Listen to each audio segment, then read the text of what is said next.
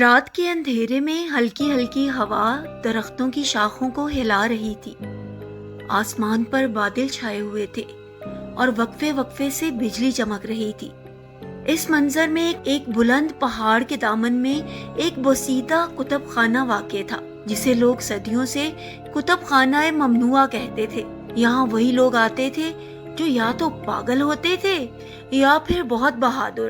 عمرو عیار اس وقت اسی کتب خانے میں ایک پرانی کتاب کی ورق گردانی کر رہا تھا، جس کا نام تھا کتاب السحر الاکبر۔ اس کتاب میں ایسی معلومات درج تھیں جو عام انسان کی فہم سے باہر تھیں۔ اچانک ایک صفحہ کھلتے ہی روشنی کی ایک تیز لپٹ نے عمرو کی آنکھوں کو چندھیا دیا۔ کتاب سے ایک زوردار آواز آئی، اے وقت کے عیار، وقت آ گیا ہے کہ تو سامری جادوگر کا سامنا کرے جو دوبارہ زندہ ہو چکا ہے اور دنیا کو اپنے سحر میں قید کرنا چاہتا ہے۔